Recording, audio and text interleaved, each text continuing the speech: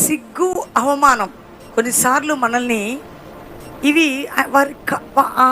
శత్రువులు దూషిస్తున్నప్పుడు, మనం నమ్మిన వారు మనల్ని అవమానిస్తున్నప్పుడు, నింద పెడుతున్నప్పుడు, నిందలు అనేది చెయ్యనివి, అసలు సంబంధం లేనివి మన మీద పడ్డం. అసలు మనకి అందులో మనం వెళ్ళం, అసలు మనం ఉండం. లేకపోతే మనం మంచి చేస్తే ఏదో నింద పడిపోతుంది, మేలు చేసిన రివర్స్ నిందలు. అంతేకాకుండా ఒకవేళ మనము అసలు మనకి సంబంధం లేనిది మన మీద వేసి నిందిస్తుంటారు కొంతమంది. అది ఆత్మీయుల ద్వారా జరుగుతుంది, అది బంధువుల ద్వారా జరుగుతుంది, బయట వారి ద్వారా జరుగుతుంది, నియర్ డియర్ వారి ద్వారా జరుగుతుంది.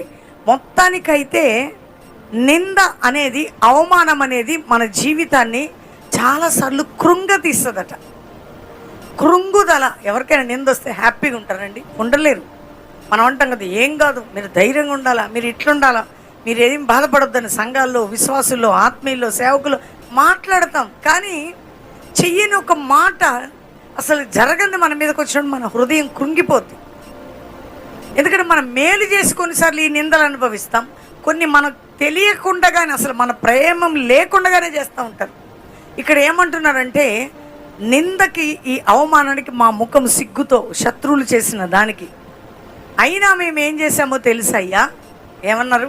ఈ నిందల్లో, ఈ అవమానాల్లో, ఈ సిగ్గులో మేము ఏం చేసాం? ఇదంతయు మా మీదికి వచ్చినను ఇవన్నీ వచ్చినాయి అంట.